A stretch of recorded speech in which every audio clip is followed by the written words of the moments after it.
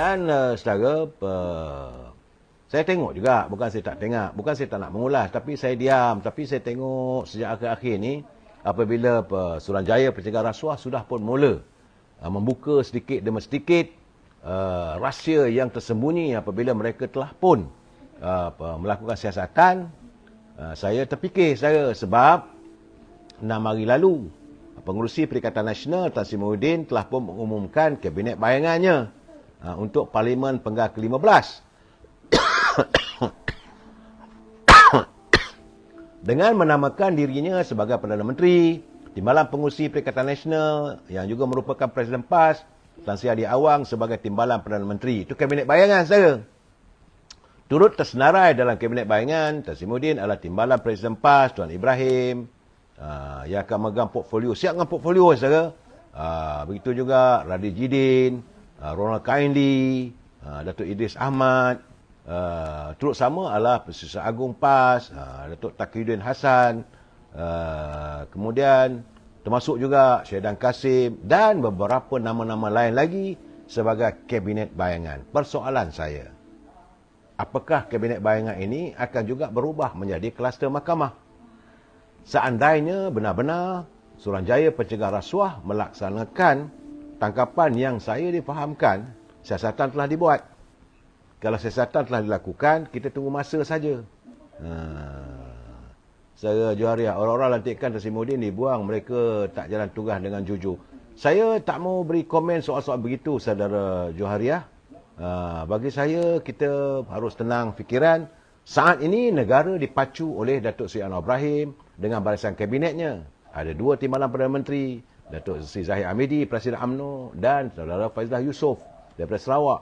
Kita tunggu selama tempoh 100 hari ke arah mana ekonomi negara mau dipacu. Cuma saya melihat saudara, ini kita masuk segmen politik pula.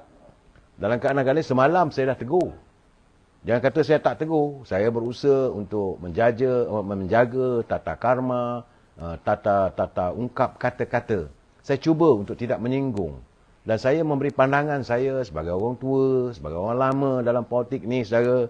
Saya minta seboleh mungkin Datuk Seri Ismail Sabri hentikan serangan terhadap UMNO. Sudah-sudahlah. Anda tidak lagi jadi Perdana Menteri dan berehat dalam keadaan sekarang ni. Kalau nak meneruskan karier anda sebagai orang politik, tak ada masalah. Tapi janganlah menyerang parti. Kerana orang akan melihat, kalau itu keadaannya, saya tengok juga saudara apabila Presiden UMNO dia menjawab hari ni. Jadi, kata Datuk Seri Zahid Hamidi, dia kata Dawan Ahli UMNO dilanyak seperti pembangkang. Jadi kerana sebagaimana dinyatakan oleh Datuk Ismail Sabri, ia hanya pendapat peribadi naib presiden. Dan menurutnya Ismail Sabri berhak membuat kenyataan demikian. Namun, ia terserahlah kepada rakyat untuk diadili. Selalunya katanya, seseorang tokoh yang telah meninggalkan jawatan berpuluh tahun, 5 atau 9 tahun. Saudara, mereka merasakan bahawa kepimpinan yang ditajui mereka adalah terbaik. Dan selepas itu, semuanya tidak baik.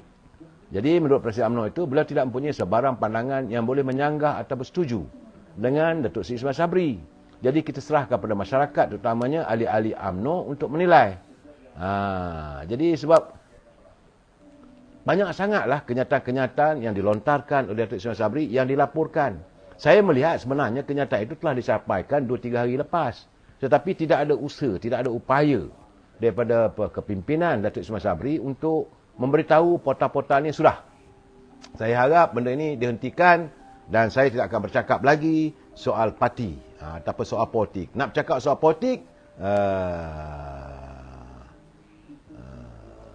dan nak cakap soal politik, sepatutnya saya hanya menawarkan diri untuk bertanding ataupun saya tak bertanding. Itu saja. Jadi bila adanya kenyataan-kenyataan yang dilontarkan, orang mula merasa menimbulkan, dia ada pro dan kontra, saudara. Ada yang setuju, ada yang tak setuju. Kalau ada yang tak setuju, itu tentulah mereka akan membalas serangan tersebut. Tentulah benda ini akan jadi buruk pada tubuh badan yang berhormat Datuk Seri Ismail Sabri. Beliau lah mantan Perdana Menteri. Saya bagi tahu terus terang, suka tak suka kita perlu menghormati beliau sebagai mantan Perdana Menteri. Tapi kalau beliau memilih untuk diserang oleh warga UMNO kerana beliau menyerang parti, Jadi kedai ini perlu berhati-hati. Saya rasa jalan terbaik yang harus dilakukan oleh Datuk Ismail Sabri, hentikan sikap rumah siap, part berbunyi. Yang sudah tu sudah. Norris Aisyah dia kata Zeti cuti sakit lagi. Wallahu alam bisawab. Itulah keadaannya sekarang ni. Pembicaraan Datuk Seri Najib dah bertambah berkelambut. Saya katakan dalam isu yang berhubung tentang pembicaraan Datuk Seri Najib dalam YNDB ini, saya katakan selagi tidak dibawa orang-orang yang dilihat bersama dalam mengendalikan YNDB ini, selagi itulah pembicaraan itu dilihat pincang. Kerana seorang saya tuduh. Jolo tak dituduh, Nek Faizal tak dituduh, Zeti masih lagi cuti sakit. Ataupun tak tahulah apa cuti-cutinya tak ada lagi. Peguam negara juga tidak dibawa. Banyak benda persoalan-persoalan. Hakim juga masih lagi tertanya-tanya. Jadi persoalan ini yang menimbulkan tanda tanya di kalangan rakyat. Apakah pembicaraan terhadap Datuk Seri Najib itu dilihat ada keadilannya? Saya merasakan benda inilah yang perlu jabatan judisiari, jabatan keadilan ataupun kehakiman melihat, supaya rakyat dapat meyakini kedaulatan perlembagaan, keluruhan perlembagaan dan kedaulatan undang-undang benar-benar dipertahankan. Dan ini juga saya rasa yang Berhormat Datuk Seri Anwar Ibrahim kena tegur. Sebab beliau adalah ketua pada kerajaan. Saudara, tegur bukan campur tangan. Tak ada kita minta dia campur tangan. Dia tegur. Supaya dapat diperbetulkan jika dilihat ada ketempangan. Dalam soal politik, saya menegur yang Berhormat Datuk Seri Ismail Sabri, sudah-sudahlah. Perlu apa kita nak mencari perbalahan? Saya lebih suka diwujudkan perdamaian. Begitu juga saya lihat sekarang ni pembongkaran demi pembongkaran.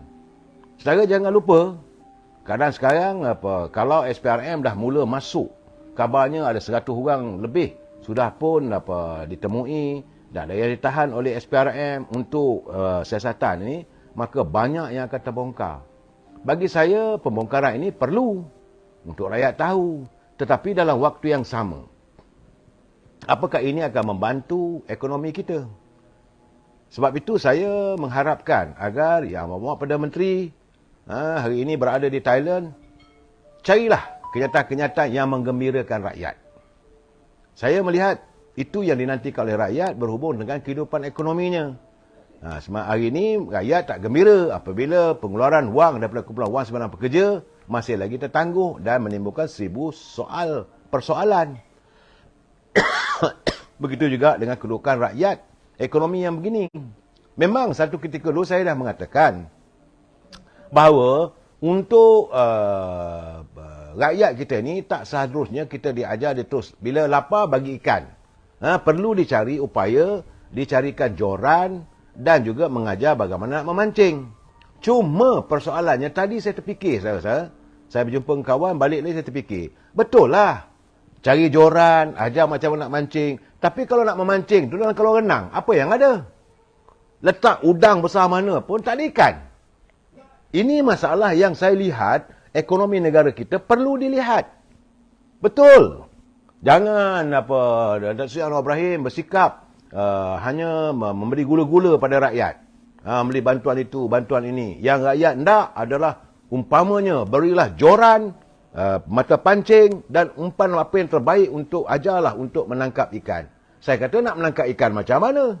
Joran apa nak digunakan pun tidak ada ikan kalau memancing di sekadar di kolam renang. Ini persoalannya saudara. Saudara General Weather, basah kepala baik. Itu tak tahulah saya. Saya Niko.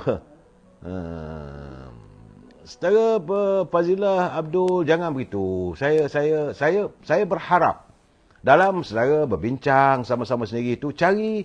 Saya lebih suka kalau dapat masing-masing mengeluarkan buah fikiran, pandangan. Bagaimana kita mau menyantuni negara kita yang dalam keadaan yang tidak menentu ini, saudara. Saya dah bercakap, politik-politik juga. Bercerita tentang Datuk Ismail Sabri. Saya kata sudah-sudahlah. Tak perlu lagi nak dilontarkan lagi. Akhirnya mengundang kemarahan. Saya, kalau saya nak siarkan kenyataan demi kenyataan terhadap Datuk Ismail Sabri ini, berat saudara. Berat. Orang duk balun macam-macam. Saya memilih jalan untuk tidak melontarkan pandangan-pandangan yang bersikap mengadu domba. Bagi saya yang sudah. Datuk Seri Sabri sudah pun merasa jadi Perdana Menteri. Hidup dia pun sekarang ni, saya rasa dalam keadaan yang sepatutnya tenteram. Pencen ada, bodyguard ada, driver ada, tenteram. Yang susah seperti kita. Jadi tak payahlah nak dikeruhkan politik, biarlah mereka yang ada sekarang ini menangani bagaimana nak cari upaya supaya kestabilan politik ini dapat dijelmakan.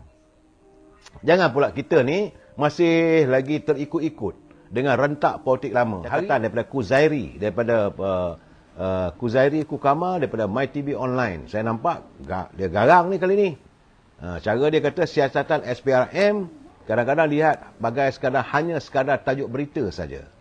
Kerana pendedahan sebuah stesen televisyen berkaitan siasatan SPRM katanya hanya sekadar menjadi tajuk berita. Dan kebelakangan ini SPRM banyak membuat siasatan serta beberapa siri tangkapan berkaitan rasuah. Namun ada juga siasatan SPRM yang tersadai di pejabat peguam negara tanpa tindakan lanjut. Ini tak boleh dinafikan secara. Bagaimana SPRM telah pun menyiasat tentang kedudukan Gubernur Bank Negara, mantan Gubernur Bank Negara dan suaminya. Begitu juga dengan hakim. Masih belum ada titik noktahnya. Jika siasatan terhadap dua figura sebut hanya sekadar penghias dada portal berita, kata saudara Kuzairi tadi, apa yang boleh diharapkan dengan siasatan SPRM terhadap bekas Perdana Menteri dan menantunya sebagaimana dilaporkan oleh Buletin TV3. Jadi sudah pasti integriti SPRM menjadi bahan bualan orang ramai apabila memperkatakan mengenai tindakan lanjut selepas selesai siasatan. Ini juga yang menjadi bualan yang saya lihat, saudara, bahawa rakyat dah mula bercakap. Datuk Seri Anwar ni bercakap soal kesenjangan, soal untuk mahu melakukan tindakan terhadap mereka yang terlibat dalam rasuah. Hanya sekadar itu. Apakah itu saja yang perlu dilontarkan saban waktu? Yang penting sekarang ni rakyat nak tahu apa tindakan. Cuma saya lihat saat ini semalam Yang Amat Perdana Menteri telah pun menyatakan Kementerian Kesihatan akan membentangkan kertas putih mengenai perolehan vaksin COVID-19 dalam parlimen yang mendatang ini, sekitar dalam 15 hari lagi, saudara. Jadi, kata Datuk Anwar Ibrahim, kerajaan memutuskan untuk membuat pembentangan itu setelah mendapati urusan perolehan tidak mengikut peraturan. Saudara, jadi Kementerian Kesihatan yang akan membentangkan kertas putih mengenai perolehan vaksin dan kos yang berkaitan. Saudara. Dan kerana katanya ia dilakukan tidak mengikut peraturan dan tidak ditandatangani oleh menteri dan ditandatangani oleh menteri tanpa persetujuan Jabatan Peguam Negara. Jadi ada benda yang tersembunyi di situ. Bagaimanapun kita pun tak tahu je. SPRM telah pun melakukan siasatan berhubung perolehan vaksin pada tahun lalu. Jadi kita tak jelas, saudara, apakah Datuk Seri Anwar Ibrahim merujuk kepada Menteri Kesihatan Datuk Dr. Adam Baba atau penggantinya Saudara Khairy Jamaluddin. Juga tak jelas. Kerana terdapat pertindihan dalam soal ini, saudara, dalam perolehan vaksin antara Kementerian Kesihatan yang waktu itu mula-mula awalnya dipimpin oleh Dr. Adam Baba dengan Kementerian Sains, Teknologi dan Inovasi yang diketuai oleh Khairy pada 2020 dan 2021. Kedua-duanya juga telah menyatakan mereka akan memberi kerjasama kepada SPRM dan siasatannya. Ya, sebab itu sekarang ni kita menantilah. Menanti kertas putih dalam tempoh 2 minggu lagi, insya-Allah. Jadi sebenarnya habis je kata jangan kita mendahului siasatan ni. Betul, saudara. Jangan kita mendahului siasatan. Biarlah. Saya mengharapkan, saudara, dalam keadaan begini, kita haraplah agar Yang Amat Perdana Menteri cukuplah bercakap soal usaha untuk menentang kebejatan korupsi ini. Yang penting sekarang ni perut rakyat perlu disantuni. Saudara, orang kita ni malas. Saya orang niaga katanya. Tahulah perangai orang kita. Saudara, ini masalahnya saudara Nurhayati patut diambil tindakan jika bersalah. Kita mahu supaya apa saja. Kalau ada kesalahan, maka ambillah tindakan. Kerana ini menyangkut soal wang rakyat. Soal-soal yang lain tu tak apalah kita boleh kita fikirkan bersama, tetapi soal kalau penyalahgunaan kantung negara sampai sekarang, negara dah berhutang sampai 1.5 trilion sekarang. Ini dah melampau lah. Kesannya sampai hari ini kita masih lagi negara seolah tak dapat keluar daripada kemelut ekonomi. Ini masalah yang kita hadapi saudara.